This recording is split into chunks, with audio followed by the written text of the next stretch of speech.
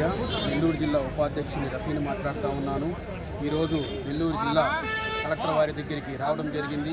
నెల్లూరుకి తలమానికమైన నెల్లూరు స్వర్ణాల చెరువు ఏదైతే ఉందో ఆ స్వర్ణాల చెరువు ఎంతో మందికి ఉపయోగం.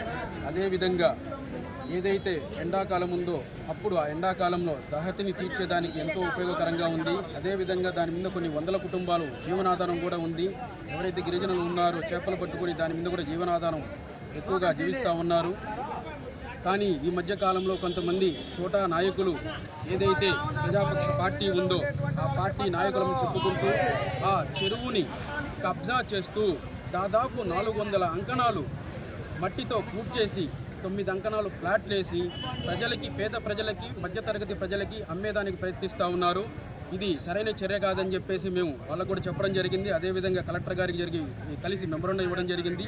ఆయన వెంటనే స్పందించి ఇరిగేషన్ అధికారులని పిలిపించి ఆయన చెప్పడం జరిగింది. ఏదైతే ఉన్నాయో అన్నీ కూడా సర్వే చేసి ఆ సర్వే రిపోర్ట్ నాకు ఇవ్వమని చెప్పి చెప్పడం కూడా జరిగింది. దీనికి మేము ఆయనకి గౌరవంగా ధన్యవాదాలు తెలియజేస్తూ ఉన్నాము. అదేవిధంగా ఏదైతే కబ్జా గురవుతుందో అక్కడ ఉన్న స్థానిక ఎమ్మెల్యే దీని మీద వెంటనే స్పందించి ఈ కబ్జాలు సరైనవి కావు, పేద ప్రజలు మధ్యతరగతి ప్రజలు ఇబ్బందులు పడతారని చెప్పేసి ఆయన దాని మీద కూడా చర్యలు తీసుకోవాలని చెప్పేసి ఎమ్మెల్యే గారిని కూడా మేము సభాముఖంగా ప్రార్థిస్తాము. Thank you.